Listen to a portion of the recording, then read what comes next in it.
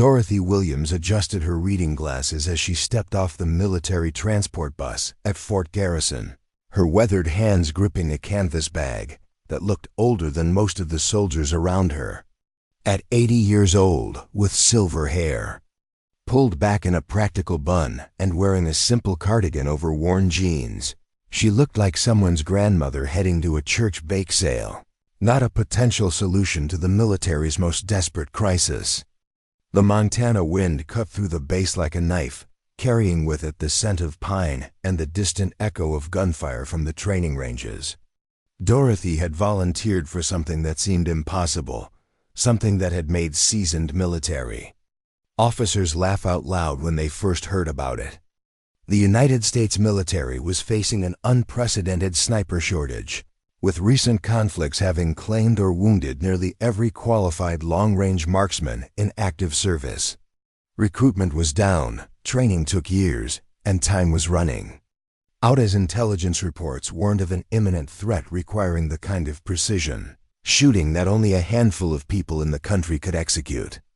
What nobody at Fort Garrison knew yet was that Dorothy Williams had spent the last 50 years perfecting skills that would soon prove more valuable than all their modern technology combined. Hidden in her modest demeanor was a legacy of marksmanship that stretched back to her late husband's military service and her own decades, dominating civilian shooting competitions across the western states. Today, that quiet expertise would collide with military pride in ways that would change everything about how the armed forces viewed both age and ability. Before we jump back in, tell us where you're tuning in from, and if this story touches you, make sure you're subscribed, because tomorrow I've saved something extra special for you. Colonel Marcus Reed stood behind the reinforced glass of the observation deck at Eagle Ridge Shooting Complex, watching the latest batch of sniper candidates struggle through their morning qualification rounds. The December cold had turned the Montana mountainside into a brutal testing ground where even seasoned marksmen found their skills challenged by the unpredictable crosswinds that swept down from the peaks above Fort Garrison. 3 months into what the Pentagon was quietly calling the marksman crisis, Reed had seen his sniper program reduced to a skeleton crew of instructors trying to fast-track candidates who would normally need 2 years of intensive training. Mathematics were stark and unforgiving. Recent overseas operations had cost the military nearly 60% of its active sniper personnel, either through casualties, medical discharges, or soldiers simply completing their service terms and returning to civilian life. Meanwhile, the intelligence community was screaming about a developing situation that would require precision shooting capabilities the military no longer possessed in sufficient numbers. Reed had been a career officer for 23 years, working his way up through various commands, but he'd never faced a crisis quite like this one. The traditional recruitment pipeline was broken. Young soldiers who might have shown aptitude for marksmanship were being funneled into cybersecurity, drone operations, and other high-tech specialties that reflected modern warfare's emphasis on technology over individual skill. The few candidates who did make it to sniper training often washed out when faced with the mental and physical demands of the program. Captain Lisa Morgan approached Reed's position, carrying a tablet loaded with the morning's disappointing test results. At 35, Morgan represented the new generation of military leadership, having earned her commission through ROTC and built her reputation on implementing digital training systems and performance analytics. She believed firmly that modern warfare required modern solutions, and she had little patience for what she considered outdated approaches to military training. "Sir, we've got another problem," Morgan said, scrolling through data on her screen. Private Chun scored well on the simulator again, but his live fire performance is inconsistent. He's fast on target acquisition, excellent with the new equipment, but when wind conditions change or stress levels increase, his accuracy drops significantly. The same pattern we've been seeing with most of the candidates. Reed nodded grimly. Chun represented their best hope among the current class, A 22-year-old from California who had grown up playing video games and showed natural aptitude for the high-tech aspects of modern sniping equipment. His scores on computer simulations were exceptional, and he could operate the latest digital range finding and win calculation systems better than instructors twice his age. But something fundamental was missing from his skill set, something that couldn't be programmed into a computer or learned from a manual. What about the others? Reed asked, though he suspected he already knew the answer. Private Rodriguez has the temperament but struggles with long-range calculations. Corporal Davis shows promise but gets rattled under pressure.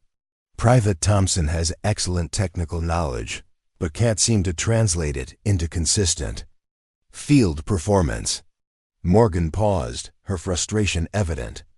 Sir, at our current graduation rate, we'll have maybe 3 qualified snipers ready for deployment in the next 6 months.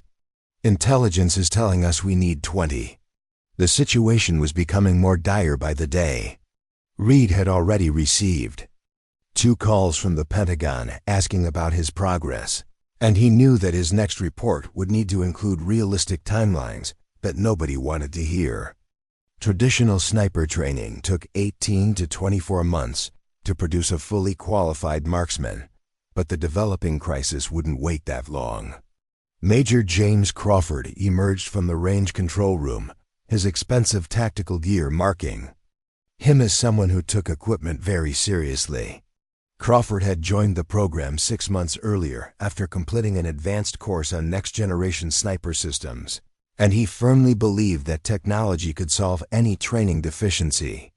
His approach emphasized speed, efficiency, and the kind of rapid target engagement that worked well in urban environments, but sometimes fell short in the complex scenarios that long-range precision demanded. Colonel, Crawford said, joining the group at the observation window, I've been reviewing the candidates' performance data, and I think we need to consider adjusting our standards. These soldiers are operating equipment that's 10 times more sophisticated than what snipers used even 5 years ago. Maybe our expectations about fundamental marksmanship are based on outdated assumptions. Reed considered this perspective carefully. Crawford wasn't wrong about the technology. Modern sniper systems included computerized ballistics calculators, environmental sensors, and targeting systems that could compensate for many variables that previous generations of marksmen had to calculate manually. The equipment was undeniably impressive, and in many situations, it did make shooting more precise and efficient. What are you suggesting, Major?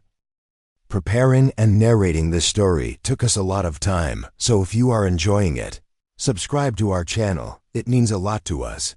Now back to the story. Reed asked, lower the precision requirements for manual calculations, focus more on equipment proficiency, and emphasize rapid engagement scenarios. These candidates are digital natives. They think differently than previous generations, and maybe our training should reflect that reality. Morgan nodded in agreement. The data supports Major Crawford's assessment. When candidates are allowed to rely fully on their equipment, their performance improves dramatically. We could graduate more snipers faster if we accepted that technology has changed the fundamental nature of the job. Reed understood the logic, but something about it troubled him. His own father had been a sniper in Vietnam, and Reed had grown up hearing stories about shots that required intuition, experience, and the kind of deep understanding of ballistics and environmental factors that couldn't be replaced by any computer system. There were situations, his father had always insisted, where technology failed and only fundamental skill could make the difference between mission success and catastrophic failure. Before Reed could respond to Crawford's suggestion, Staff Sergeant Betty Martinez appeared at his shoulder with an expression that suggested she was about to deliver news that nobody wanted to hear. Sir, Martinez said, her voice carefully controlled, we've got a visitor at the main gate. Elderly civilian claiming she's here to volunteer for sniper training. Security is asking how you want them to handle the situation. Crawford actually Laughed out loud. Civilian volunteer for sniper training? What's next? Recruiting from retirement homes. Did she provide any identification or background information? Reed asked, ignoring Crawford's sarcasm. Yes, sir. Name is Dorothy Williams, 80 years old, from Billings. She says she's responding to the recruitment notice that went out through veterans organizations last month. Martinez paused, consulting her notes. Sir, she also says she was married to Gunnery Sergeant Robert Williams, served in Vietnam. Apparently he passed away 3 years ago. Reed remembered the notice Martinez was referring to. In desperation, the military had reached out through various veterans groups asking for anyone with relevant experience to consider short-term consultation or training assistance. The response had been minimal, mostly from former military personnel who were either too old or too out of practice to be useful in current operations. 80 years old, Morgan muttered, shaking her head. Sir, I mean no disrespect to the veteran community, but we're trying to solve a crisis here, not provide therapy for grieving widows. Tell security to escort her to the visitor center, Reed decided. I'll speak with her personally. If nothing else, she might have insights about her husband's service that could be useful for our historical training materials. Crawford and Morgan exchanged glances that clearly communicated their opinion about this decision, but they said nothing. Reed had noticed that his subordinates had become increasingly willing to express skepticism about anything that didn't fit their technology-focused approach to training, and he was beginning to wonder if their confidence in modern methods might be blinding them to other possibilities. 20 minutes later, Reed found himself sitting across from Dorothy Williams in the sparse visitor center, studying a woman who seemed to defy easy categorization. Her appearance was unremarkable in many ways, the kind of grandmother you might see at any family gathering or community event. But her eyes held a sharpness that suggested intelligence and focus, and her posture carried a dignity that spoke of someone accustomed to being taken seriously. Mrs. Williams, Reed began, I appreciate you coming to Fort Garrison, and I want to express my condolences for your husband's passing. Gunnery Sergeant Williams had an outstanding service record, but I'm not sure I understand exactly why you're here.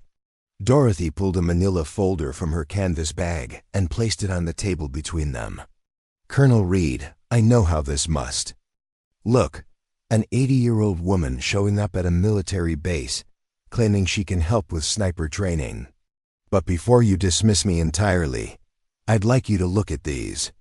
She opened the folder to reveal a collection of photographs, certificates, and newspaper clippings spanning several decades.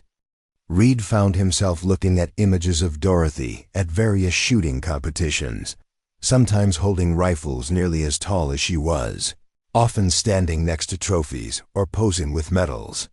The certificates were from civilian marksmanship organizations, documenting victories in long-range precision competitions across multiple states.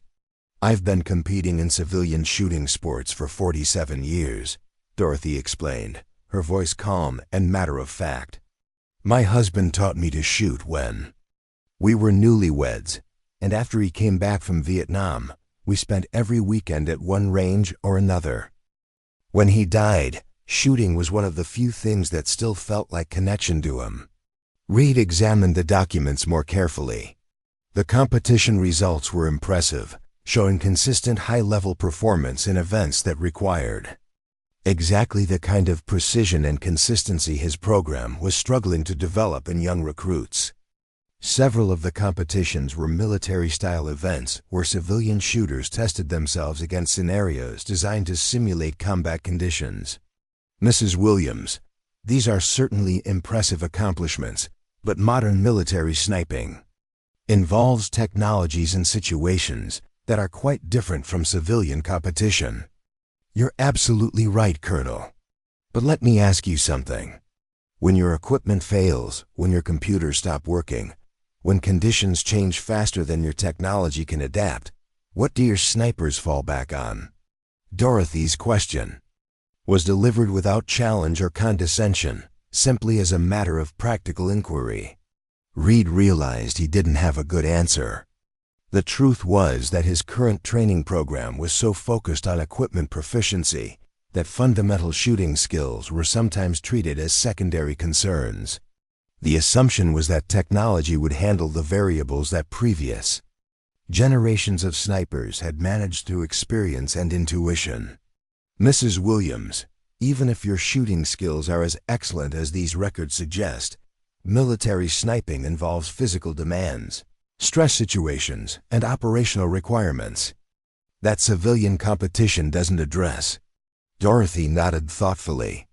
That's true, but it also involves something that I think your current program might be missing.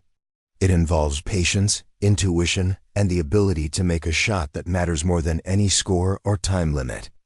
My husband used to say that the difference between a good shooter and a great sniper wasn't in the equipment or the training manual. It was in understanding that some shots only come once, and when they do, everything else becomes irrelevant. Reed found himself genuinely curious about this woman's perspective. What exactly are you proposing, Mrs. Williams? Let me show your instructors what shooting looked like before computers took over the process. Let me demonstrate techniques that don't depend on technology that can break or fail. And if I can't prove that I have something valuable to contribute, I'll leave quietly and won't bother you again.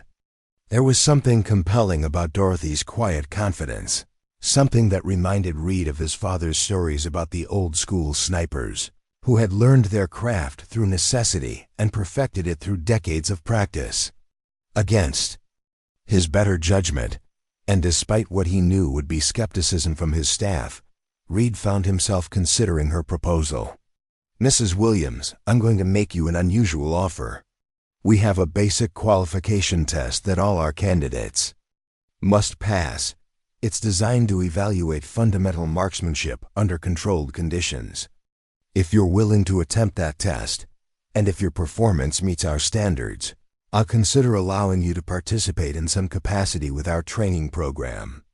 Dorothy smiled, the first time her expression had shown anything other than serious determination. Colonel Reed, I'd be honored to take your test, but I should probably mention that I brought my own rifle.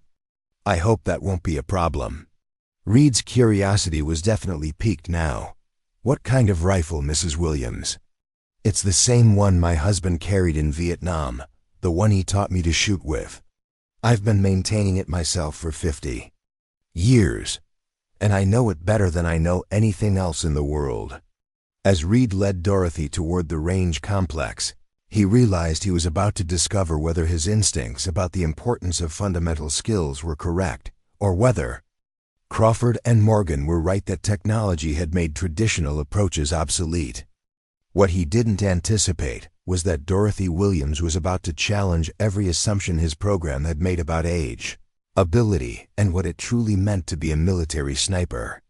The wind had picked up across Eagle Ridge as they walked, creating exactly the kind of challenging conditions that separated competent shooters from exceptional ones.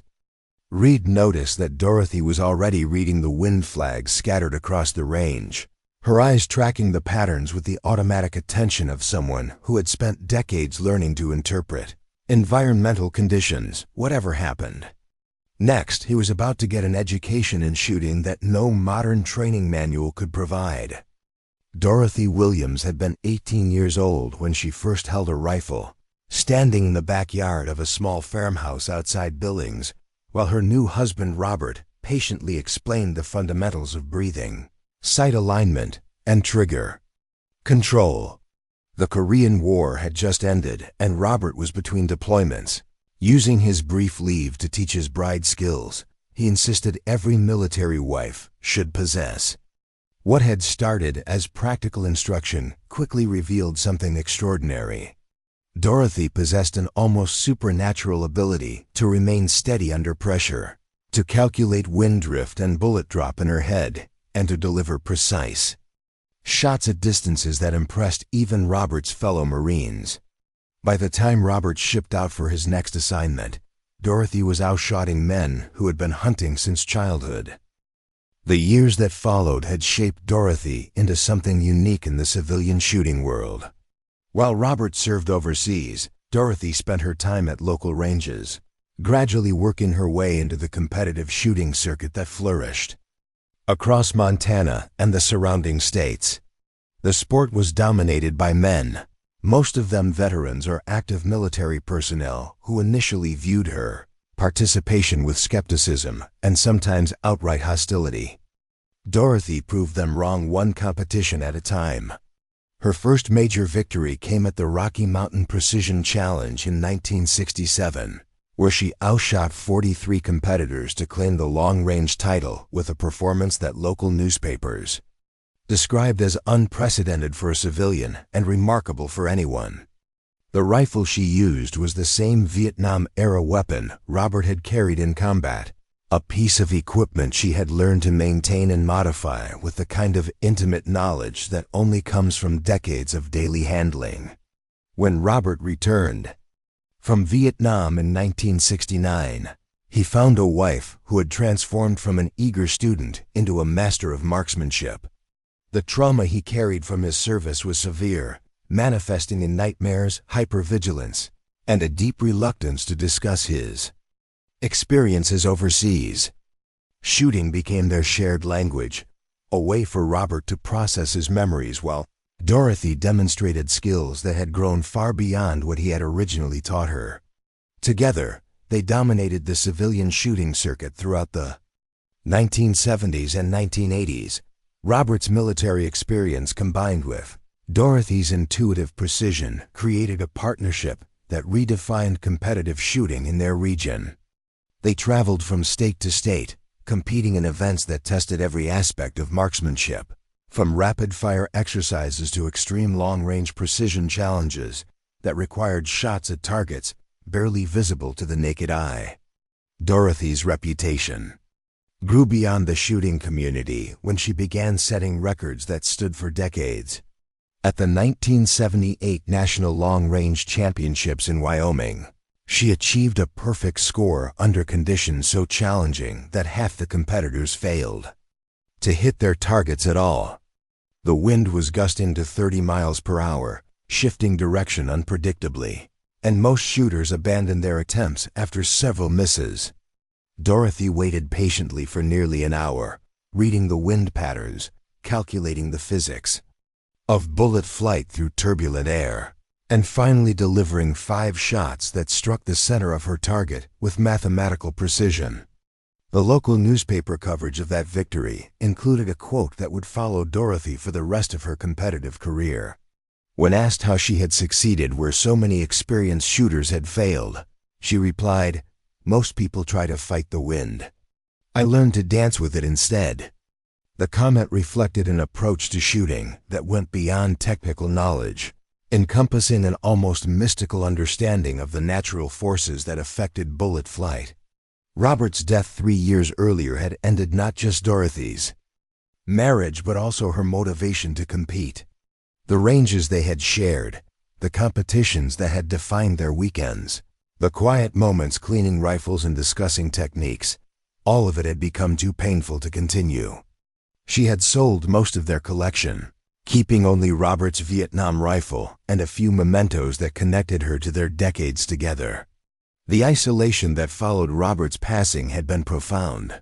Their shooting community had been their primary social circle, and without that shared interest, Dorothy found herself increasingly disconnected from the world around her.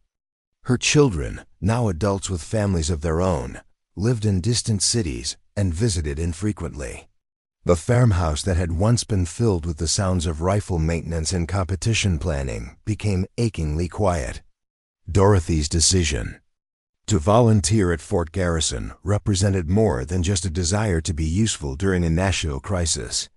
It was an attempt to reconnect with the part of herself that had brought her the greatest satisfaction, the skills that had defined her identity.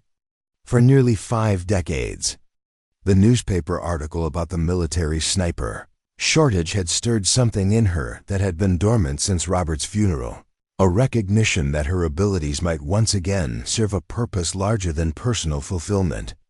The qualification test that Colonel Reed had proposed would be Dorothy's first live firing in over 2 years. She had maintained Robert's rifle with religious dedication, cleaning and inspecting it weekly as part of a routine that helped her feel connected to his memory. But shooting paper targets in solitude was vastly different from performing under the observation of military personnel who had already expressed skepticism about her presence. Dorothy understood the doubts she would face.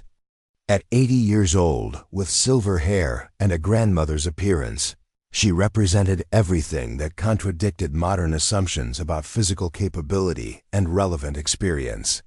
The military personnel she had encountered at Fort Garrison were products of a generation that associated competence with youth, strength with men, and expertise with formal training programs.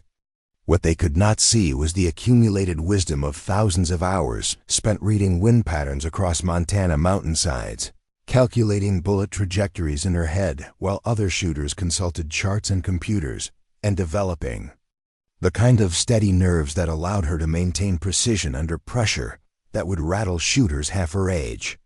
The competitions she had won, the records she had set, the techniques she had perfected, all of it represented a form of knowledge that military training programs no longer emphasized or valued. Dorothy's canvas bag contained more than just personal items and documentation of her competitive achievements.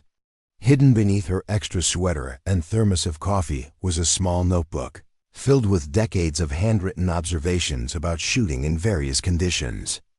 The pages contained wind charts specific to different geographic regions, ballistic calculations for numerous rifle and ammunition combinations, and detailed notes about how environmental factors affected bullet flight in ways that no computer program could fully account for. Robert had started the notebook during his military service, recording lessons learned from successful and failed shots in combat situations. After his return to civilian life, Dorothy had continued adding to it, documenting insights gained from competition shooting that expanded and refined Robert's original observations. The notebook represented a combined century of practical shooting knowledge, accumulated through direct experience rather than theoretical study. As Dorothy prepared for her qualification test, she reflected on the irony of her situation. The military was facing a crisis precisely because it had moved away from the kind of fundamental marksmanship that she and Robert had spent their lives perfecting. Modern training programs emphasized technology, speed, and standardized procedures that worked well in controlled environments, but sometimes failed when confronted with the infinite variables of real-world shooting conditions. Dorothy had watched this transition happen gradually over the decades she had been competing. Newer shooters arrived at competitions with increasingly sophisticated equipment, relying on digital rangefinders, computerized ballistic calculators, and rifles that cost more than most people's cars. Their gear was undeniably impressive, and in many situations, it provided genuine advantages over older, simpler equipment.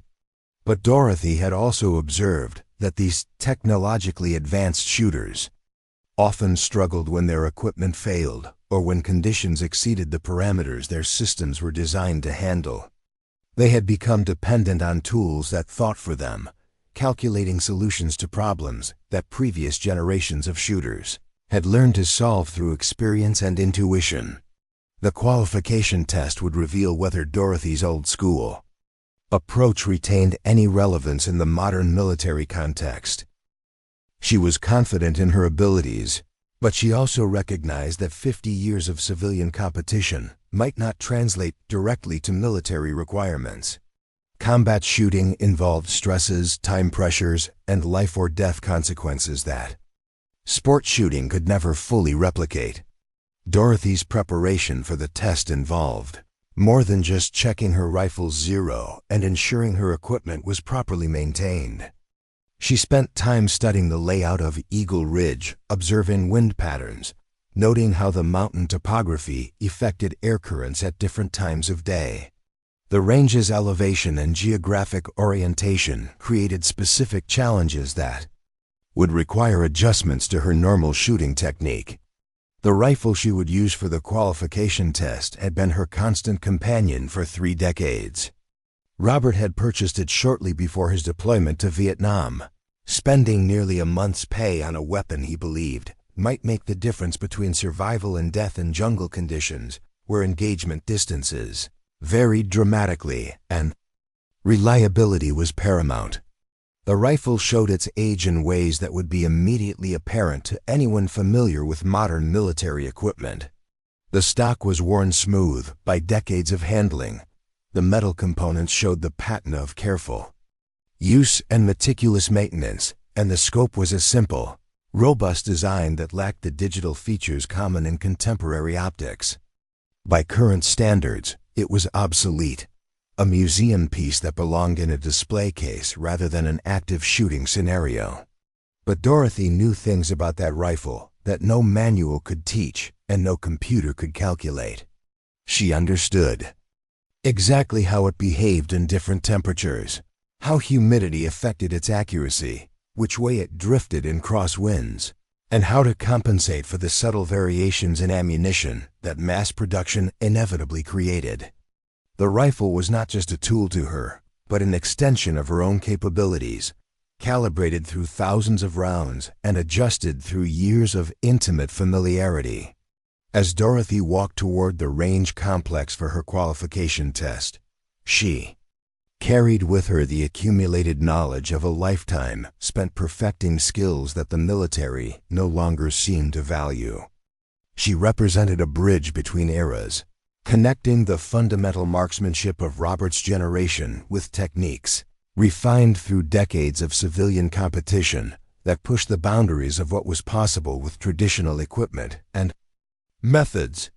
The young soldier she would soon encounter had grown up in a world where technology provided immediate answers to complex questions, where training programs promised rapid mastery of skills that previous generations had spent years developing. They had never experienced the satisfaction of making a difficult shot through pure skill and experience, without the assistance of computers that calculated solutions and equipment that compensated for human limitations. Dorothy's qualification test would be more than just an evaluation of her shooting ability.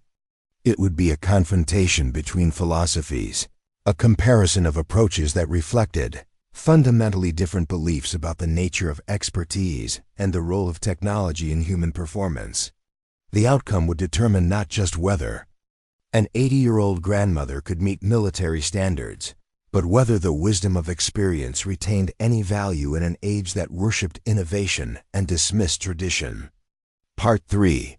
The New Reality. Captain Lisa Morgan stood in the climate-controlled briefing room of Fort Garrison's Advanced Training Center, surrounded by wall-mounted displays showing real-time data from the range complex, satellite weather feeds, and digital training records for every candidate currently enrolled in the sniper program.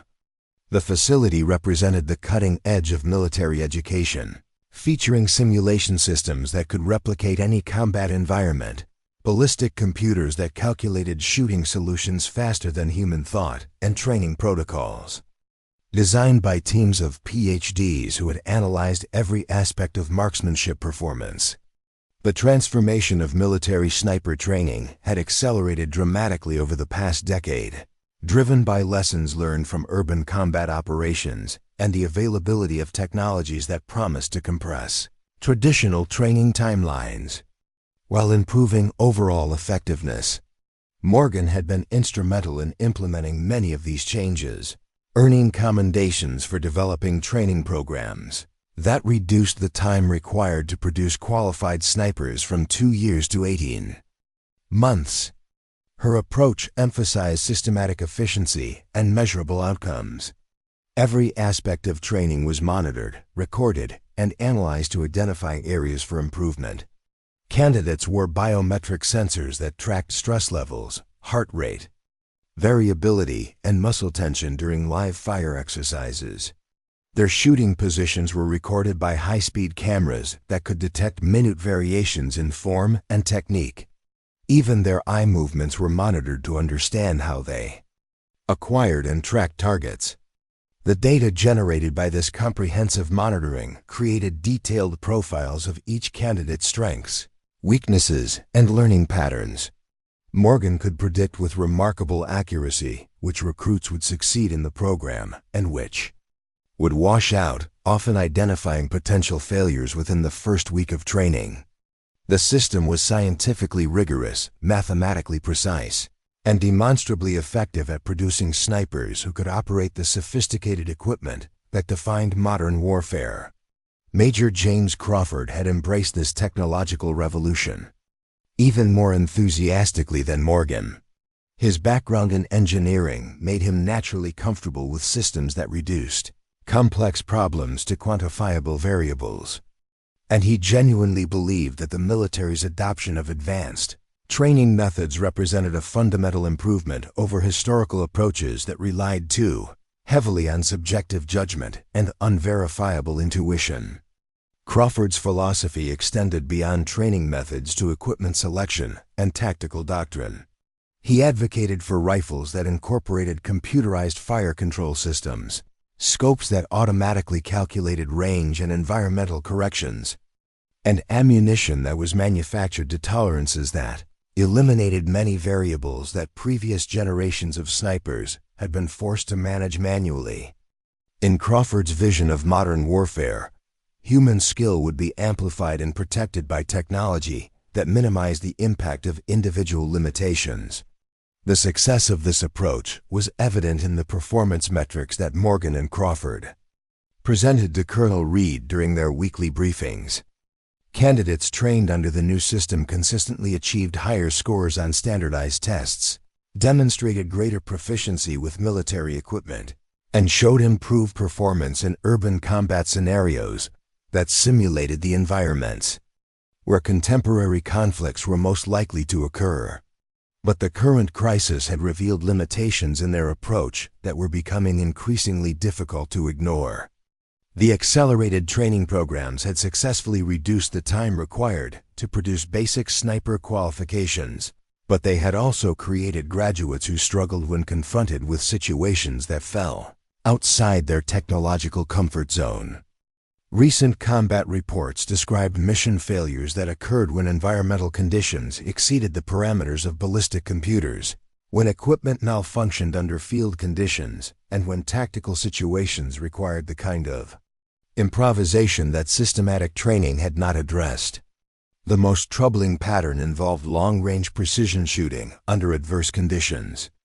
Modern training programs had become so focused on urban warfare scenarios that they had inadvertently neglected the fundamental marksmanship skills required for shots at extreme distances, in challenging weather, or against targets that required patience rather than speed. The graduates they were producing could operate sophisticated equipment effectively, but they lacked the deep understanding of ballistics and environmental factors that enabled their predecessors to succeed when technology failed.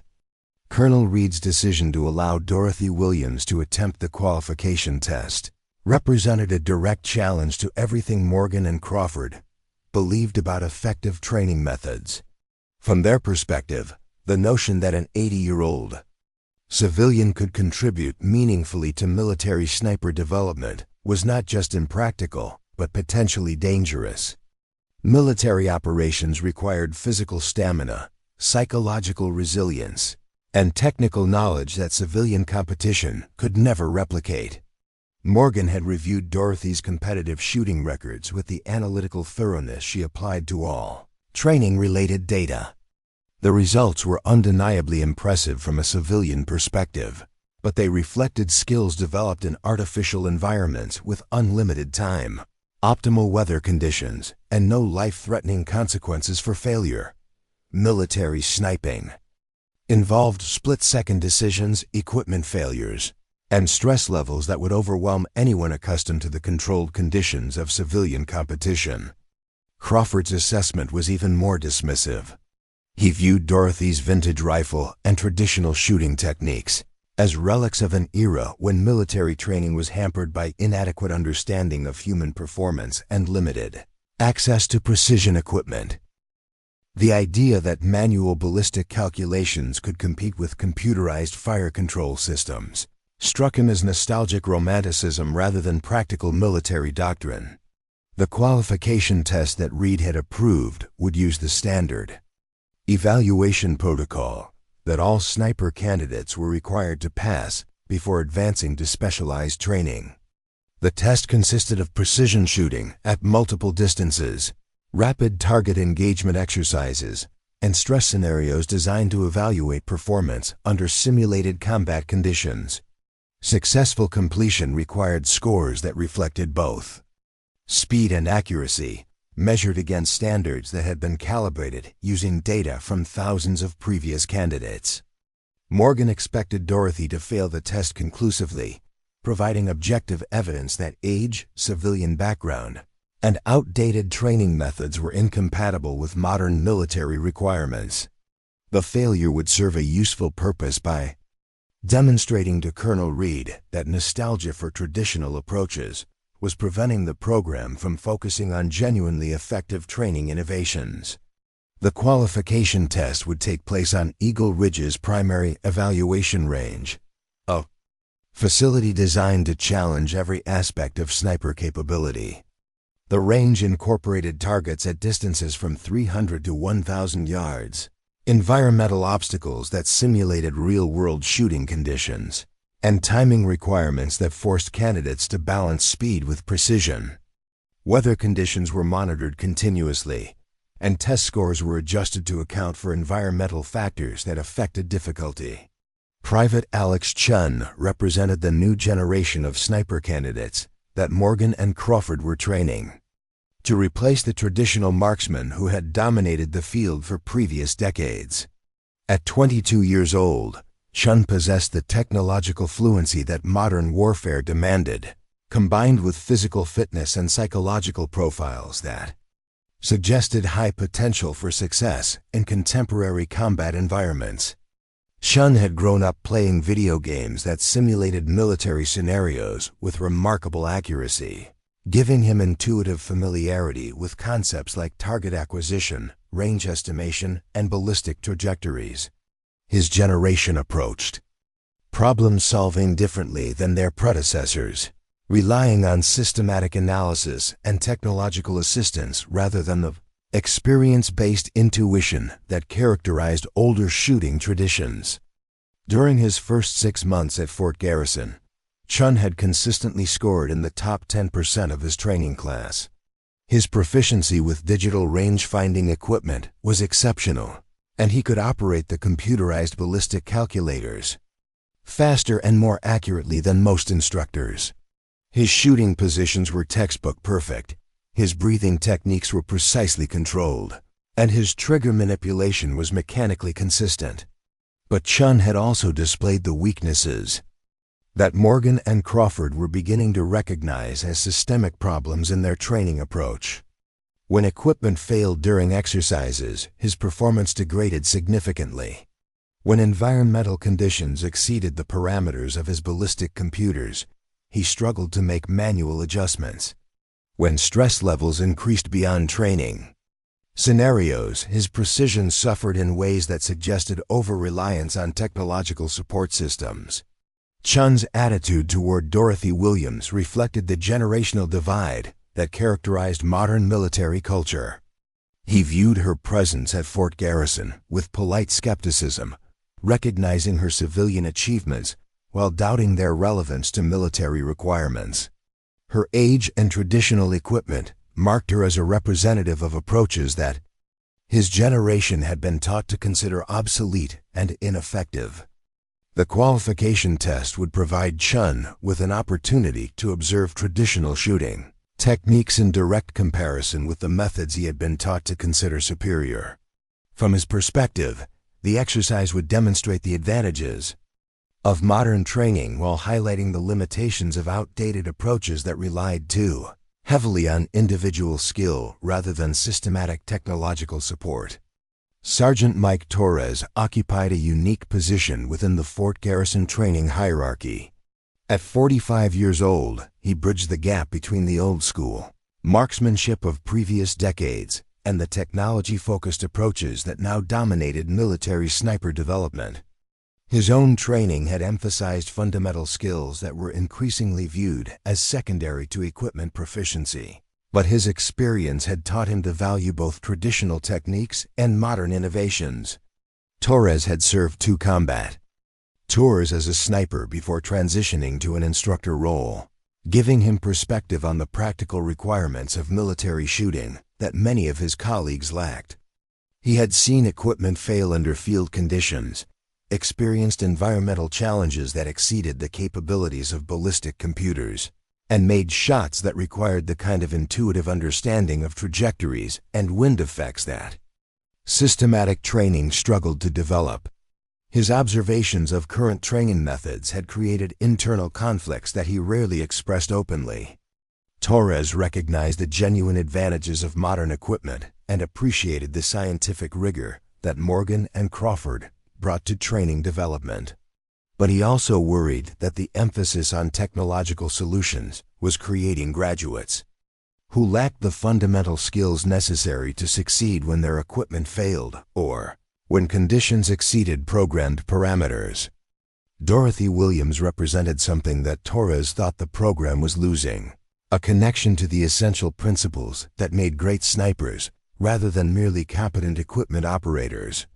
Her competitive background suggested mastery of skills that current training treated as interesting but non-essential, techniques that previous generations had considered fundamental to marksmanship excellence.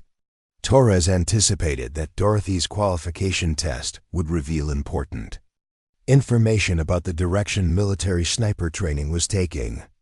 If she succeeded despite her age and traditional methods, it would suggest that current programs were neglecting valuable capabilities. If she failed, it would confirm that modern approaches had correctly identified the skills most relevant to contemporary military requirements. The range conditions on the morning of Dorothy's test reflected the challenging environment that made Fort Garrison an ideal location for sniper training. The elevation of nearly 6,000 feet created atmospheric conditions that affected bullet flight in ways that sea-level training could never replicate. The mountain topography generated wind patterns that changed rapidly and unpredictably, requiring shooters to make constant adjustments based on real-time observation rather than theoretical calculations. Temperature variations between sunrise and midday created thermal effects that influenced bullet trajectories throughout the morning hours. The thin air at altitude reduced atmospheric resistance, causing bullets to fly flatter and farther than ballistic tables calculated for standard conditions. These factors combined to create shooting challenges that tested every aspect of marksmanship knowledge and adaptability. Morgan had deliberately scheduled Dorothy's test for conditions that would highlight the limitations of traditional shooting methods. The morning weather forecast predicted gusty winds, variable cloud cover that would affect lighting conditions, and temperature fluctuations that would require multiple adjustments to rifle zero throughout the test sequence.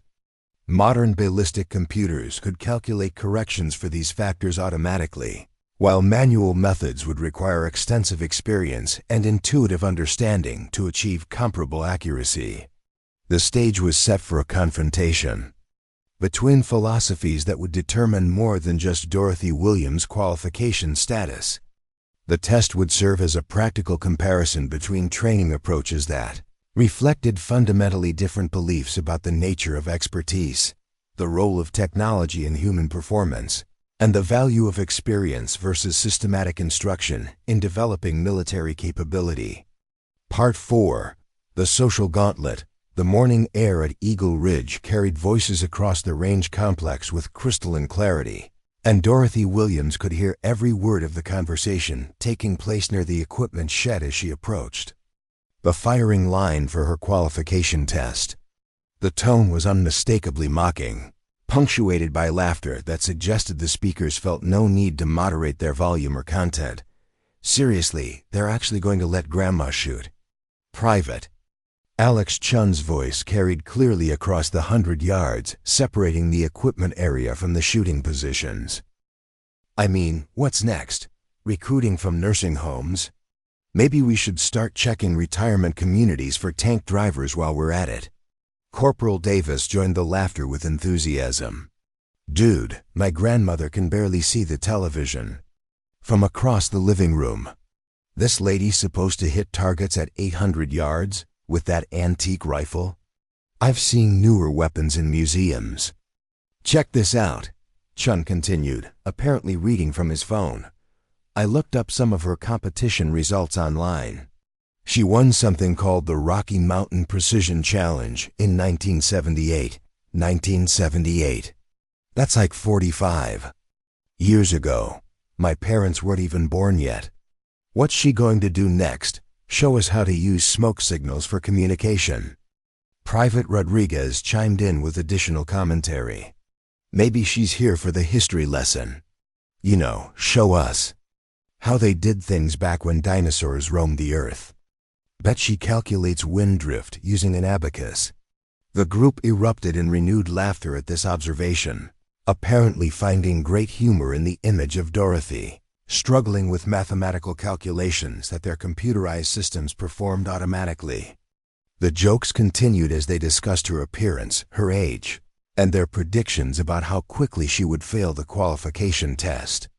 Dorothy maintained her composure as she listened to their commentary, drawing on decades of experience. Dealing with skepticism and ridicule from male shooters who had initially viewed her participation in competitive events as an amusing novelty. She had learned long ago that responding to mockery only encouraged more of the same, while consistent performance eventually earned the respect that verbal arguments never could. But the current situation felt different from the civilian competitions, where she had first encountered dismissive attitudes. Those events had been voluntary gatherings of enthusiasts who shared a common interest in marksmanship, even when they disagreed about who belonged in their community. The military environment at Fort Garrison carried an institutional authority that gave additional weight to the dismissal she was experiencing. Captain Morgan's approach was more professionally restrained but equally skeptical. She observed Dorothy's preparation with the clinical detachment of a researcher studying an interesting but ultimately irrelevant phenomenon. Her questions were courteous but carried implicit assumptions about the futility of the exercise they were conducting. Mrs. Williams, Morgan said, consulting her tablet as Dorothy unpacked her rifle case. I want to make sure you understand the parameters of today's test. The qualification standards we use are based on current military requirements and contemporary equipment capabilities. They're quite different from civilian competition standards, which tend to emphasize different skills under different conditions. The implication was clear without being directly stated. Dorothy was being given an opportunity to fail gracefully, with her limitations attributed to the natural differences between civilian and military shooting rather than personal inadequacy. Morgan was providing a face-saving explanation for the poor performance that everyone expected to witness. Major Crawford's attitude was less diplomatic. His engineering background made him comfortable with quantitative analysis and uncomfortable with variables that couldn't be easily measured or predicted. Dorothy represented exactly the kind of uncontrollable factor that systematic approaches were designed to eliminate, and his skepticism was evident in every interaction. "Ma'am," Crawford said, watching Dorothy examine her rifle's scope settings, "I notice you're using manual adjustments for elevation and windage. Are you familiar with the digital ballistic calculators that our current candidates use? They can compute environmental corrections much faster and more accurately than manual methods." Dorothy nodded politely. "I'm sure they're very impressive, Major, but I've been calculating trajectories in my head for 50 years. Old habits die hard." Crawford exchanged a meaningful glance with Captain Morgan that clearly communicated his opinion about the viability of mental calculations competing with computerized precision. "Of course, ma'am, just want to make sure you have access to all available resources." The offer was technically supportive, but the subtext suggested that Dorothy's refusal to use modern equipment was evidence of stubborn adherence to obsolete methods rather than confidence in proven capabilities. Crawford was documenting her choices for later analysis, building a case study about the limitations of traditional approaches when confronted with contemporary standards. Sergeant Torres maintained professional neutrality while observing the dynamics unfolding around Dorothy's test preparation. His position as a range instructor required him to ensure fair evaluation procedures, but his personal experience made him more curious than dismissive about Dorothy's potential performance. Torres had seen enough combat to understand that equipment failures and unexpected conditions could render technological advantages irrelevant, making fundamental skills the difference between mission success and catastrophic failure. "Mrs. Williams," Torres said, "the qualification course includes timed exercises, multiple target engagements, and stress scenarios.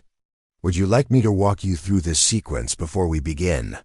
This offer represented genuine professional courtesy rather than condescending assistance.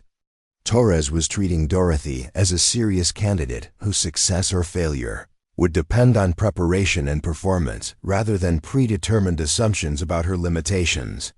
His approach stood in marked contrast to the barely concealed amusement of the younger personnel. Dorothy appreciated Torres's professionalism and accepted his briefing with the seriousness it deserved. As he explained the test requirements, she recognized challenges that would demand every bit of skill and experience she possessed. The qualification course was designed to evaluate multiple aspects of sniper capability under conditions that simulated the stress and complexity of actual combat operations. The physical demands alone would test Dorothy's endurance in ways that civilian competition had never required. The course included rapid position changes, shooting from awkward angles, and time limits that would force her to balance speed with the precision that had defined her competitive career. Her 80-year-old body would be challenged in ways that might overwhelm capabilities that had served her well in less demanding circumstances. But Dorothy also recognized opportunities within the test structure that played to her strengths. The long-range precision portions would reward exactly the kind of fundamental marksmanship that she had spent decades perfecting. The variable weather conditions would favor shooters who could read wind patterns intuitively rather than relying entirely on computerized analysis. The stress scenarios might actually advantage someone who had learned to remain calm under pressure through years of competition where reputation and pride were at stake. As Dorothy prepared for the test, she became aware of a growing audience of military personnel who had gathered to observe what many clearly expected to be an entertaining demonstration of the gulf between civilian fantasy and military reality. Word had spread throughout Fort Garrison about the 80-year-old grandmother who claimed she could meet sniper qualification standards, and curiosity had drawn spectators from various departments and training programs. The crowd included instructors, candidates, support staff, and administrative personnel who had found excuses to visit the range complex during Dorothy's test. Their conversations created a background hum of speculation, prediction, and commentary that would have been distracting for most shooters, but that Dorothy had learned to tune out during decades of competition in front of audiences that ranged from supportive to hostile. Private Chen had positioned himself with an optimal view of the shooting positions, apparently planning to document Dorothy's performance for later sharing with friends and colleagues. He held his phone ready to record what he clearly expected to be a memorable example of misplaced confidence meeting objective reality. "This is going to be epic," Chun whispered to his companions. "I bet she can't even hit the target frame at 300 yards, let alone score within the qualification requirements. My grandmother has better eyesight, and she's legally blind."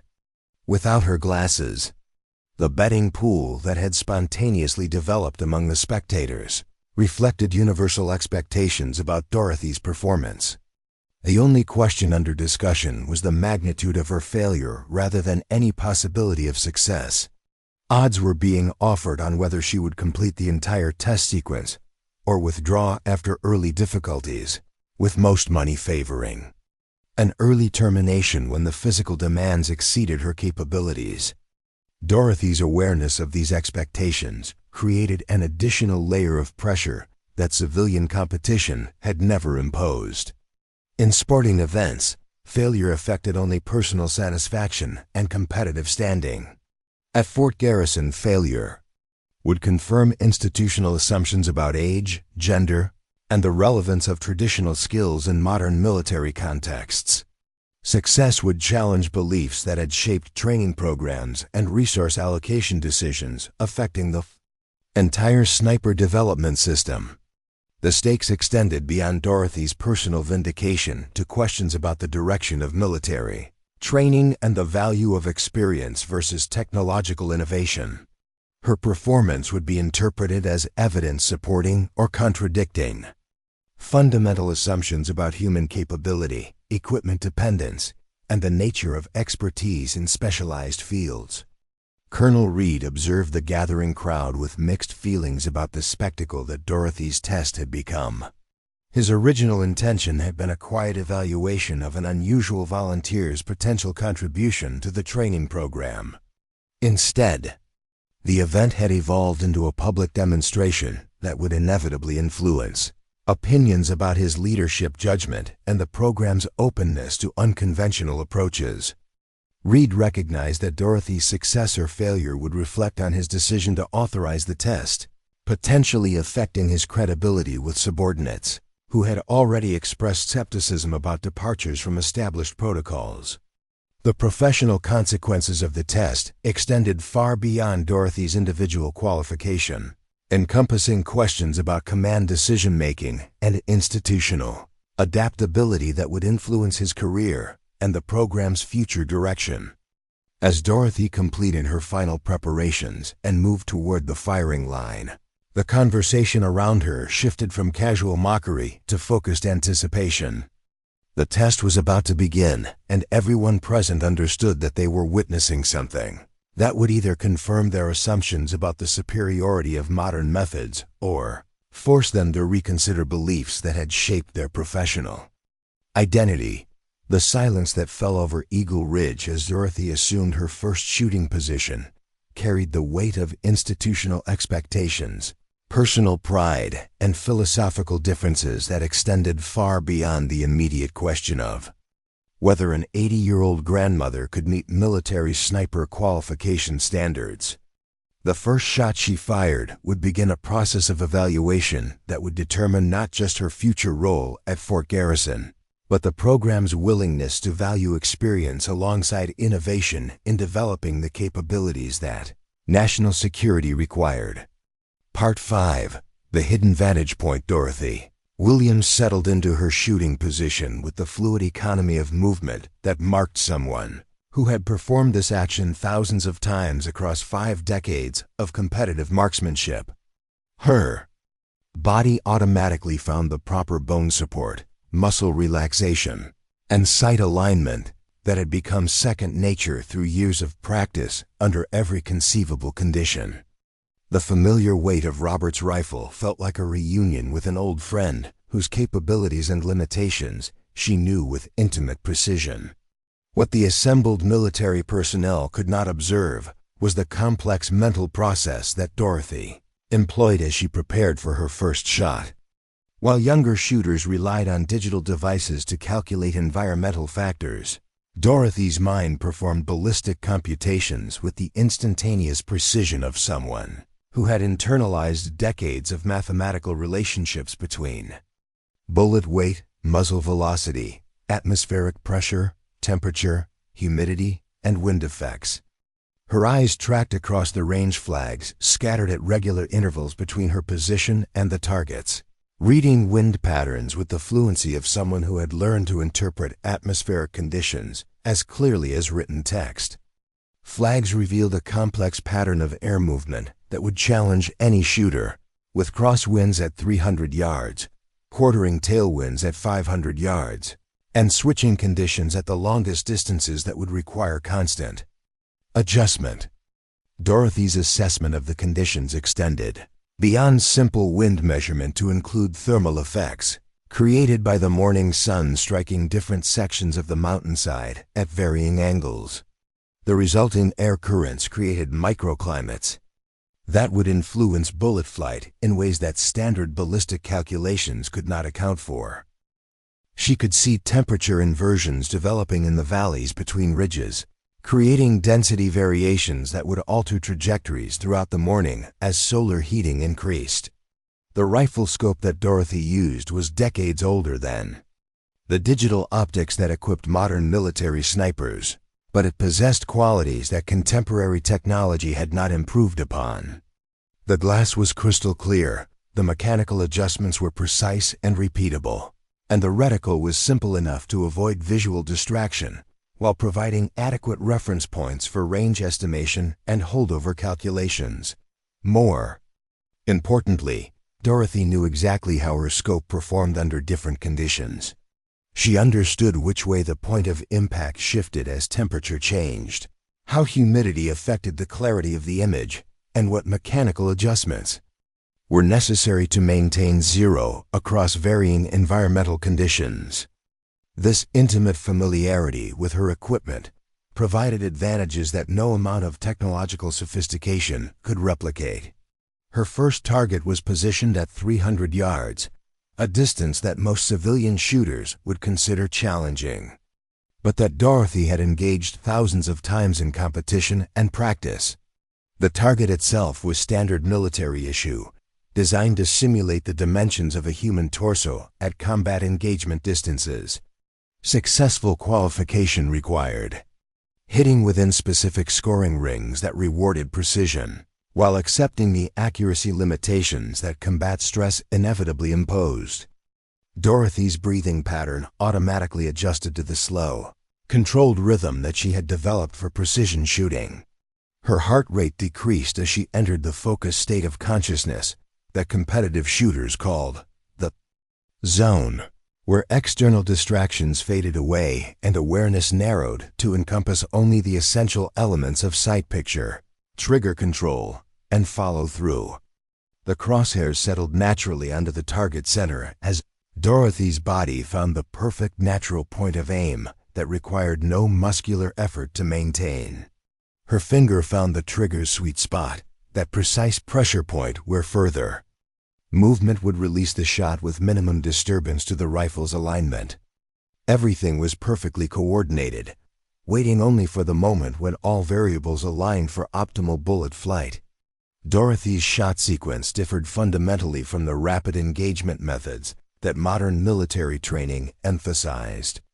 Where contemporary doctrine stressed speed and multiple target acquisition, Dorothy's approach prioritized making each shot perfect rather than making multiple shots quickly.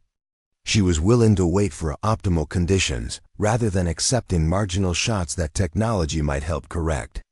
The first shot broke with the crisp surprise that marked proper trigger control, the rifle recoiling straight back without disturbing Dorothy's position or sight picture.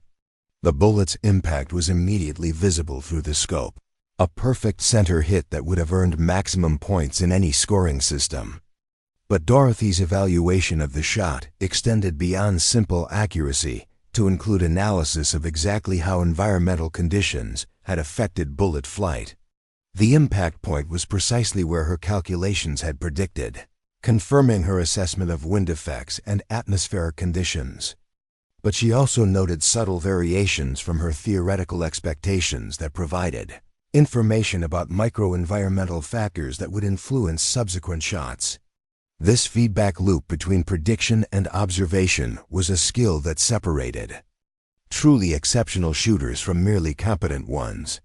Private Chun's reaction to Dorothy's first shot was immediately apparent to everyone within viewing distance. His confident expression shifted to surprise, then to something approaching concern, as he realized that his assumptions about Dorothy's capabilities might be incomplete.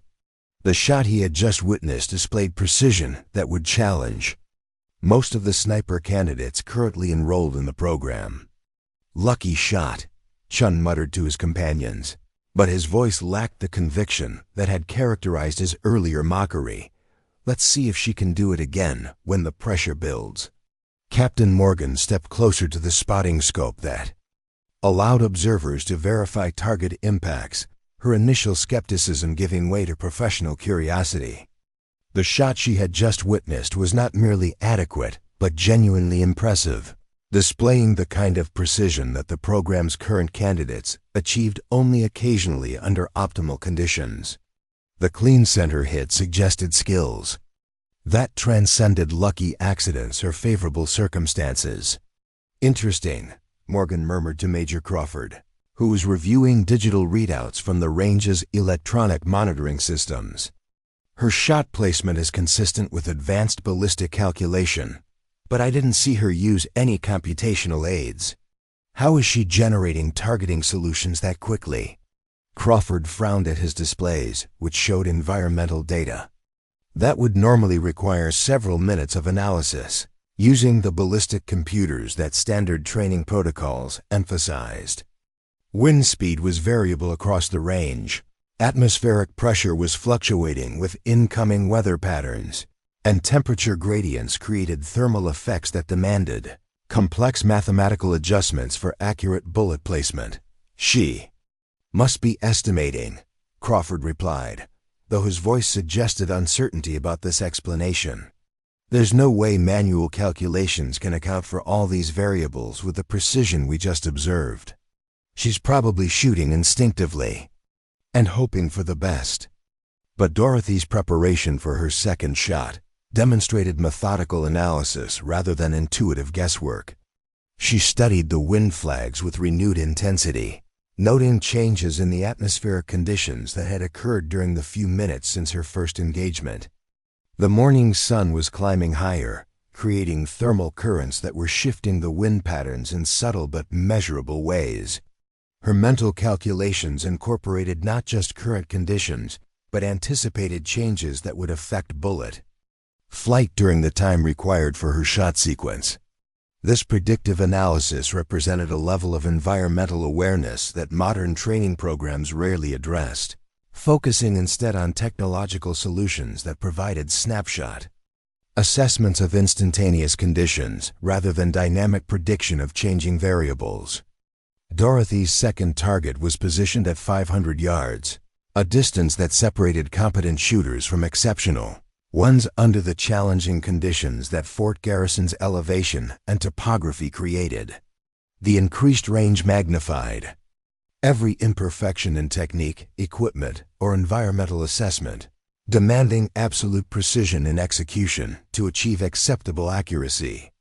The mathematical complexity of a 500-yard shot under variable wind conditions required Dorothy to account for bullet drop, wind drift, atmospheric density, temperature effects, and the Earth's rotation, all while compensating for the subtle mechanical variations that affected her specific rifle and ammunition combination. Modern ballistic computers performed these calculations automatically, but Dorothy's manual methods required mental processing that most contemporary shooters considered impossible. Sergeant Torres watched Dorothy's preparation with growing fascination, recognizing techniques that his own instructors had mentioned, but never emphasized during his training decades earlier. The methodical wind assessment, the careful study of thermal effects, the patient wait for optimal conditions, all represented approaches that systematic training had largely abandoned in favor of standardized procedures that worked adequately under most circumstances. "She's reading conditions like a meteorologist," Torres commented to a colleague stationed nearby. "Look at how she's tracking thermal development across the range. I haven't seen anyone do environmental analysis that thoroughly since my grandfather showed me hunting techniques when I was a kid." Dorothy's shooting position for the 500-yard target required slight adjustments to accommodate the increased elevation angle and the different wind patterns that affected longer range trajectories. Her body automatically compensated for these changes, finding the optimal bone support and muscle relaxation that would provide the stability necessary for precise bullet placement at extended distance. The sight picture through her scope revealed a target that appeared significantly smaller than the 300-yard engagement, requiring more precise aiming and greater attention to sight alignment consistency. But Dorothy's decades of competitive experience had prepared her for shots at distances that made 500 yards seem almost routine, and her confidence remained unshaken by the increased difficulty. Her breathing pattern adjusted to accommodate the longer sight picture acquisition time that extended range shooting demanded. The rhythm became slightly slower, allowing more time for perfect sight alignment while maintaining the cardiovascular control that prevented movement from heartbeat or respiratory function. This physiological coordination represented years of training that had become automatic through repetition and refinement. The wind conditions at 500 yards differed significantly from those affecting her first shot, requiring Dorothy to calculate new drift corrections and elevation adjustments. That accounted for the complex air currents generated by the mountain topography. Her mental ballistic computer processed these variables with speed that surprised the military observers who were timing her target engagement sequence. Dorothy's second shot produced another center hit that earned maximum scoring points and demonstrated consistency that could not be attributed to beginner's luck or favorable circumstances. The precision was particularly impressive given the challenging environmental conditions and the vintage equipment that modern doctrine considered inadequate for serious marksmanship applications. Private Chun's confidence was visibly deteriorating as he watched Dorothy's performance exceed every prediction that he and his colleagues had made about her capabilities. The elderly grandmother with the museum piece rifle was outperforming most of the program's current candidates under conditions that were challenging the facility's most advanced students. "Okay, 2 lucky shots," Chun said, but his voice lacked conviction, and his companions were no longer laughing at his comments. "But wait until she gets to the really long stuff. That's where modern equipment makes all the difference. She can't possibly compete with ballistic computers and digital rangefinders at 800 yards. Captain Morgan was reviewing Dorothy's performance data with increasing interest, recognizing patterns that challenged fundamental assumptions about training effectiveness and equipment requirements. The scores Dorothy was achieving represented proficiency levels that most candidates required months of intensive instruction to develop, yet she was producing them immediately using methods that standard doctrine considered obsolete. "Her shot timing is unusual," Morgan observed to Crawford. "She's taking much longer for target assessment than our training protocols recommend, but her accuracy is superior to candidates who follow standard engagement procedures. I'm beginning to wonder if our emphasis on rapid acquisition might be counterproductive for precision requirements." Crawford remained skeptical despite the evidence accumulating in Dorothy's favor. Civilian competition creates artificial conditions that favor deliberate shooting techniques. Combat situations require rapid engagement capabilities that manual methods simply cannot provide. She might score well on a qualification range, but real-world applications would expose the limitations of her approach. But Dorothy's preparation for the 700-yard target demonstrated adaptability that contradicted Crawford's assessment. She was adjusting her techniques to accommodate the increasing range, while maintaining the fundamental precision that had characterized her closer engagements. Her environmental analysis became more detailed as distance magnified the importance of accurate condition assessment. The 700-yard target pushed Dorothy into the realm of truly long-range marksmanship, where minor errors in calculation or execution would result in complete misses rather than reduced scores. The mathematical complexity required her to account for bullet flight time exceeding 1 second, during which atmospheric conditions could change significantly and affect trajectory in unpredictable ways. Dorothy's scope adjustments for the extended range required precise mechanical manipulation of elevation and windage controls that had been calibrated through decades of use and maintenance. She knew exactly how many clicks of adjustment corresponded to specific distance and wind corrections, knowledge that had been developed through thousands of shots under varying conditions rather than theoretical study. Her shooting position required further refinement to accommodate the increased precision demands of long-range engagement. Every aspect of her interface with the rifle became critical, from the exact pressure points where her body contacted the stock to the microscopic sight alignment variations that would send bullets wide of their intended targets at extended distances. The mental calculations required for 700-yard accuracy under current wind conditions pushed Dorothy's ballistic knowledge to its limits, demanding instantaneous processing of multiple variables while maintaining the concentration necessary for perfect shot execution. But her mind performed these computations with the fluency of someone who had spent decades developing mathematical intuition through practical application. Sergeant Torres was now openly impressed by Dorothy's performance, recognizing skill levels that he had rarely observed even among experienced military snipers. Her methodical approach to environmental assessment, combined with obvious technical proficiency, suggested capabilities that transcended civilian competition and entered the realm of genuine tactical application.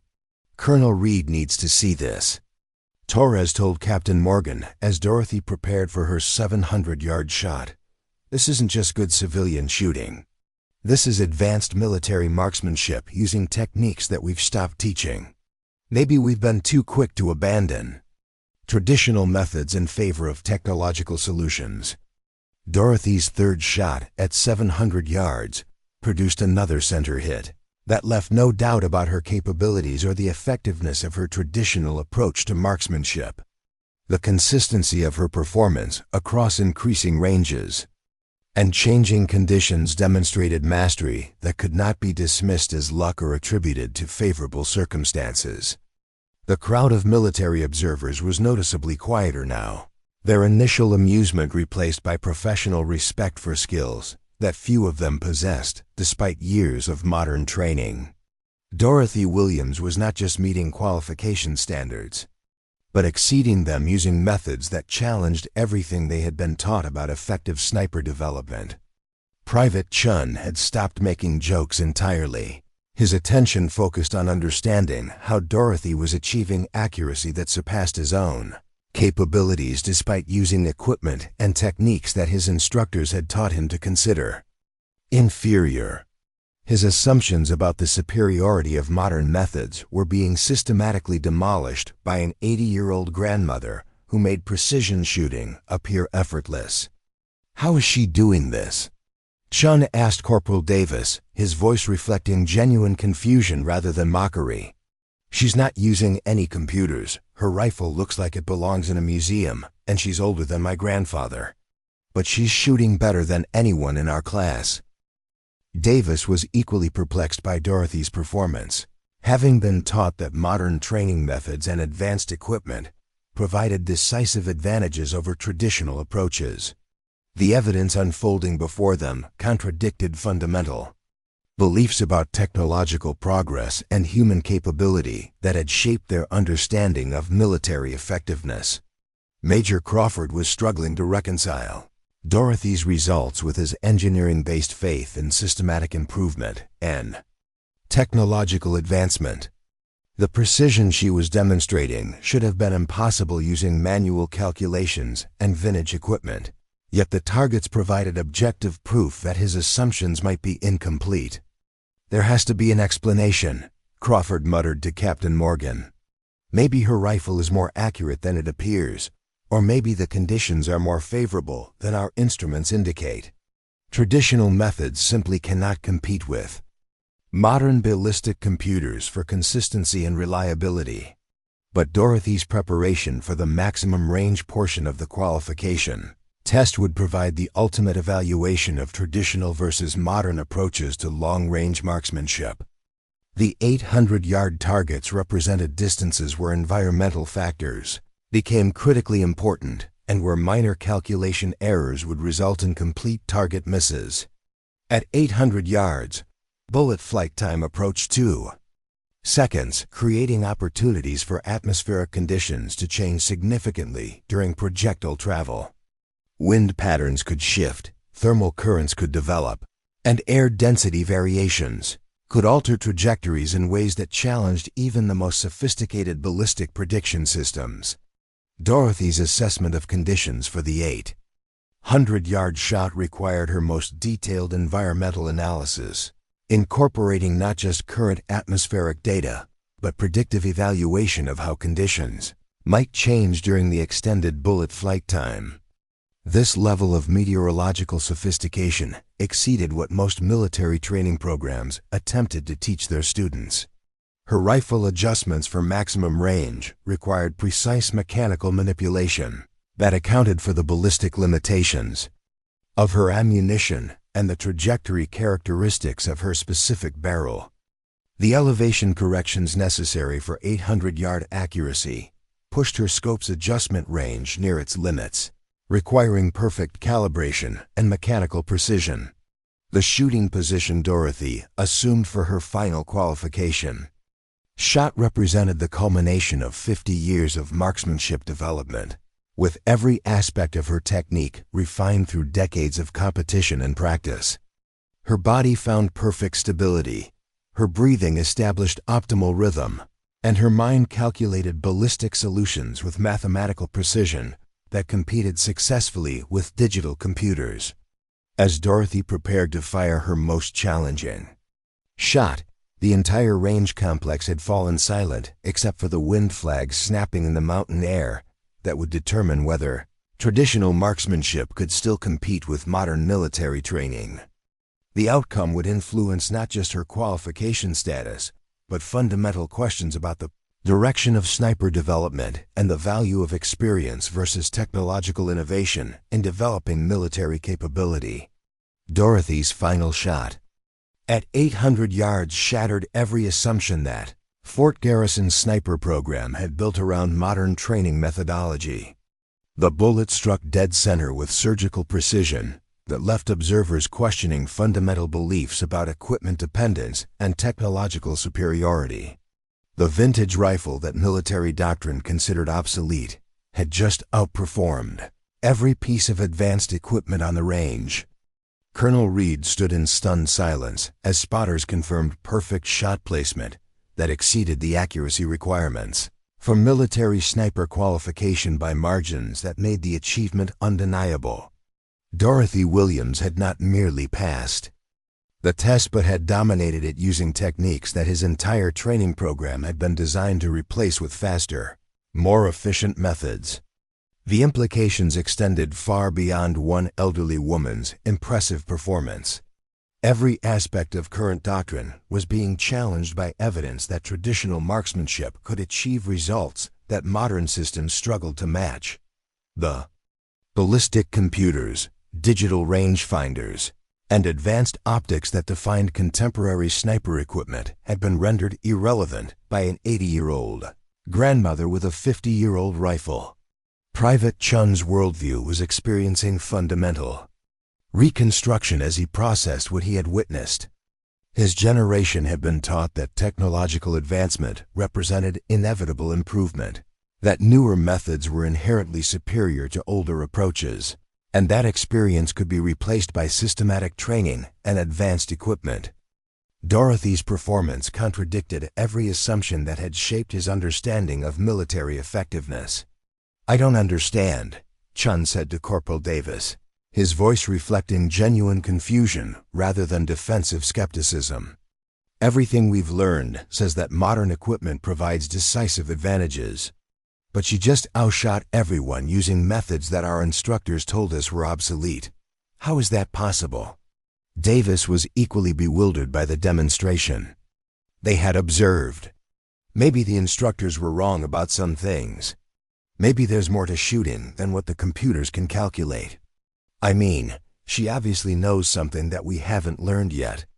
Captain Morgan was conducting rapid mental reassessment of training protocols that had consumed years of development and represented millions of dollars in equipment procurement and program design. Dorothy's results suggested that fundamental Assumptions about human capability and technological dependence might require complete revision. "Sir," Morgan said to Colonel Reed, "we need to understand how she's achieving this level of performance. If traditional methods can produce results that exceed our current standards, we should incorporate those techniques into our training programs. This isn't just impressive shooting. It's a completely different approach to marksmanship that might solve problems we didn't know we had." Major Crawford was struggling to reconcile his engineering background with evidence that contradicted. Systematic analysis and technological optimization. Dorothy's success using manual calculations and vintage equipment challenged fundamental beliefs about progress and efficiency that had shaped his entire career. "There has to be variables we're not measuring," Crawford insisted, though his voice lacked its previous conviction. Maybe atmospheric conditions created favorable circumstances, or maybe her rifle has characteristics that compensate for technological limitations. We need comprehensive analysis before drawing conclusions about training methodology. But Sergeant Torres was already drawing conclusions based on professional experience that spanned both traditional and modern approaches to sniper development. Dorothy's performance confirmed suspicions that had been growing throughout his instructional career about the limitations of technology-dependent training methods. "Sir," Torres said to Colonel Reed, "with respect to Major Crawford's analysis, what we just witnessed wasn't dependent on favorable conditions or equipment. Advantages. Mrs. Williams demonstrated environmental assessment capabilities that exceed anything our current training develops. She was reading wind patterns and thermal effects that our digital systems don't even measure. The range complex remained unusually quiet as military personnel processed the implications of Dorothy's qualification performance. Conversations that did occur were conducted in hushed tones that reflected the cognitive dissonance created by observing capabilities that contradicted established doctrine about training effectiveness and equipment requirements. Dorothy herself appeared remarkably composed for someone who had just challenged fundamental assumptions about military sniper development. She was carefully cleaning her rifle with the methodical attention that had preserved its accuracy through 5 decades of use, performing maintenance routines that reflected intimate knowledge of mechanical systems and ballistic performance. "Mrs. Williams," Colonel Reed said, approaching her position with newfound respect evident in his voice and bearing, "I need to understand what we just observed. Your performance exceeded our qualification standards using methods that our training program considers outdated. Can you explain how you achieved results that our most advanced candidates struggle to match?" Dorothy looked up from her rifle maintenance with the patient expression of someone who had spent years explaining traditional techniques to audiences that preferred technological solutions. "Colonel Reed, shooting accurately isn't really about the equipment you use or the computer programs that calculate solutions for you. It's about understanding the relationship between bullets and air, learning to read conditions that instruments can't measure, and developing the patience to wait for the shot that matters. But the ballistic calculations required for 800-yard accuracy under current conditions should exceed what manual methods can accomplish," Crawford interjected, his engineering mindset still struggling with mathematical impossibilities. "The environmental variables alone require processing capabilities that human cognition cannot match." Dorothy smiled with the gentle tolerance of someone who had encountered similar skepticism throughout her competitive career. "Major Crawford, I've been calculating trajectories in my head for 50 years. After you've done the math 10,000 times, it stops being calculation and becomes intuition. I don't need computers to tell me what the wind is doing because I can see it, feel it, and predict how it will change."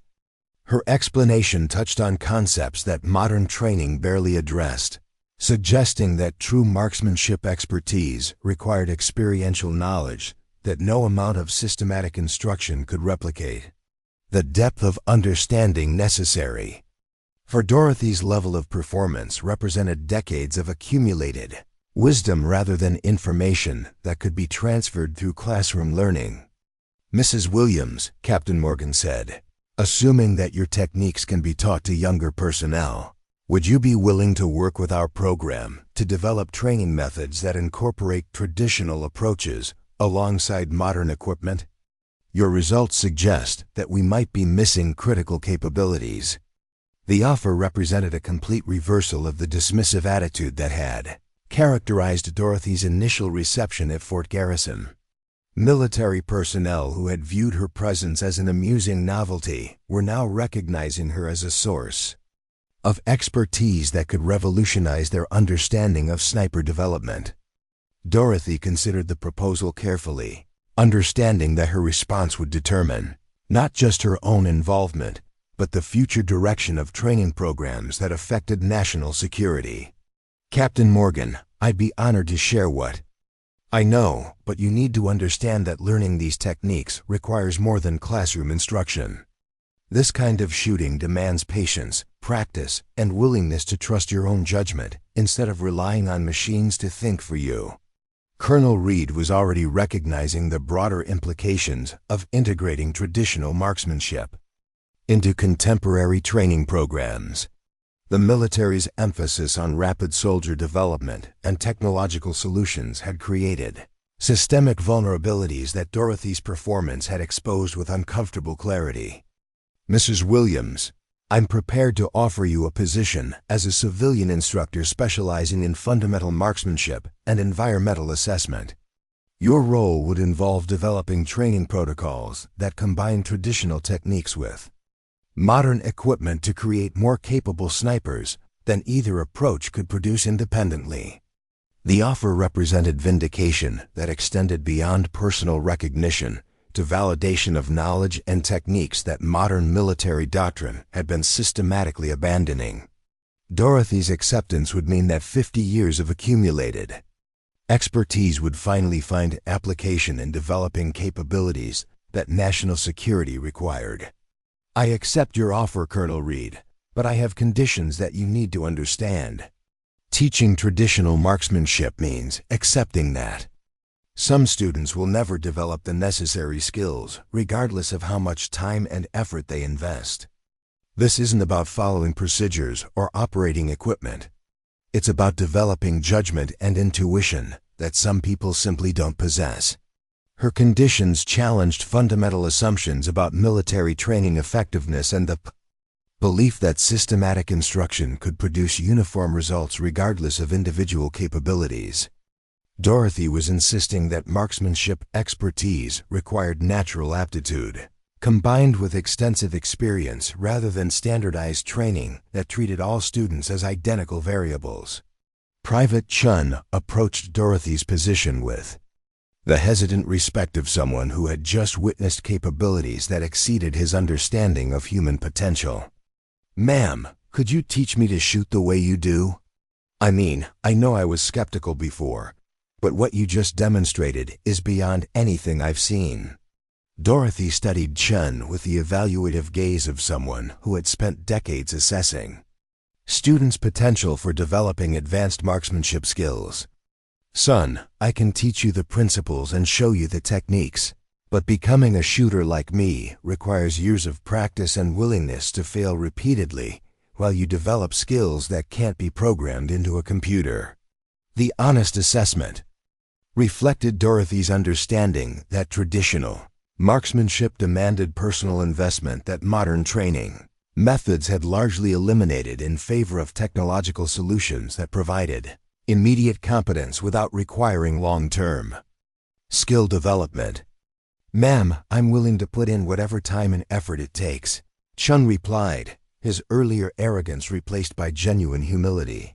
I realize now that I don't know as much about shooting as I thought I did. Would you be willing to work with me? Dorothy's agreement to mentor Chun represented more than individual instruction. It symbolized the bridge between generations and approaches that would determine the future of military sniper capability. The young soldier who had initially mocked her presence was now requesting guidance that could transform his understanding of marksmanship and military effectiveness. Over the following months, Dorothy's integration into Fort Garrison's training program created systematic changes that revolutionized sniper development throughout the military. Her insistence on fundamental skill development alongside technological proficiency produced graduates who could perform effectively when equipment failed and conditions exceeded programmed parameters. The new training protocols emphasized environmental assessment capabilities that previous programs had never addressed, teaching students to read atmospheric conditions with the precision that Dorothy had demonstrated during her qualification test. These skills proved invaluable during combat deployments where technological solutions were inadequate for complex tactical situations. Chun's development under Dorothy's instruction became a case study in the effectiveness of combining traditional techniques with modern training methods. His natural technological aptitude, enhanced by Dorothy's environmental assessment techniques, created capabilities that exceeded what either approach could achieve independently. Mrs. Williams changed everything I thought I knew about shooting, Chun reported during a program evaluation 6 months after Dorothy's arrival. The equipment is still important, but now I understand that the real skill is in reading conditions and making decisions that no computer can make for you. Captain Morgan's analysis of program outcomes showed dramatic improvements in graduate performance under adverse conditions, combat effectiveness ratings, and mission success rates that validated Dorothy's integration into the training curriculum. The traditional techniques she had introduced were producing measurable improvements in military capability. The combination of fundamental marksmanship with modern equipment is creating snipers who can adapt to any situation, Morgan reported to Pentagon officials evaluating the program's innovations. Mrs. Williams' contributions have solved problems we didn't realize we had while maintaining the technological advantages that contemporary warfare requires. Major Crawford's initial skepticism had evolved into appreciation for techniques that complemented rather than replaced systematic approaches to training development. His engineering background helped him quantify the improvements that Dorothy's methods were producing while developing protocols that preserved traditional knowledge for future generations. I was wrong about the obsolescence of manual calculation and environmental assessment, Crawford admitted during a joint presentation about program improvements. Traditional techniques provide redundancy and adaptability that technological solutions cannot match. Mrs. Williams has taught us that innovation sometimes means recovering capabilities we shouldn't have abandoned. Sergeant Torres found validation for intuitions that had troubled him throughout his instructional career. Dorothy's success confirmed that modern training had indeed lost essential capabilities while pursuing technological solutions that addressed some problems while creating others. Mrs. Williams represents everything that made previous generations of snipers legendary, Torres observed during instructor development sessions. Her knowledge base encompasses decades of practical experience that no amount of classroom training can replicate. We're fortunate that she was willing to share that expertise with us. Colonel Reed's decision to integrate Dorothy into the training program earned recognition throughout the military hierarchy as an example of innovative leadership that identified and utilized unconventional resources to solve critical capability gaps. His willingness to challenge established doctrine produced improvements that affected military effectiveness at national levels. Dorothy Williams proved that experience and tradition retain value even in technologically advanced military systems, Reed explained during congressional testimony about sniper program improvements. Her contributions demonstrate that innovation sometimes requires looking backward to rediscover capabilities that modernization has inadvertently eliminated. The ripple effects of Dorothy's integration extended throughout military training programs as other specialties recognized the value of incorporating traditional knowledge alongside technological advancement. Her success became a model for preserving and utilizing expertise that systematic modernization had been systematically discarding. Dorothy herself found renewed purpose in sharing knowledge that Robert had originally taught her 5 decades earlier. The skills that had defined their marriage and shaped their competitive career were now contributing to national security in ways that validated their lifelong dedication to marksmanship excellence. Robert would be proud to know that what he taught me is helping train the next generation of military snipers, Dorothy reflected during an interview about her contributions to the program. We always believed that fundamental shooting skills were too important to be replaced by technology, and I'm grateful for the opportunity to prove that belief correct. The transformation of Fort Garrison's sniper program represented more than improved training methods. It demonstrated that wisdom and experience could enhance rather than hinder technological advancement when properly integrated. Dorothy Williams had proven that sometimes the most innovative solution involves rediscovering capabilities that progress had left behind. Her legacy would influence military training for generations, ensuring that the fundamental skills Robert had carried in Vietnam, and that she had perfected through civilian competition, would continue shaping snipers who could perform when everything else failed. The grandmother who had volunteered during a crisis had become the architect of capabilities that would serve national security for decades to come. As Dorothy watched new graduates demonstrate skills that combined the best of traditional techniques with modern equipment advantages, she understood that her contribution extended beyond individual instruction to institutional transformation that would preserve essential knowledge while embracing beneficial innovation. The balance she had helped create would ensure that future snipers possessed both technological proficiency and fundamental expertise necessary for mission success under any conditions. Up next, you've got 2 more standout stories right on your screen.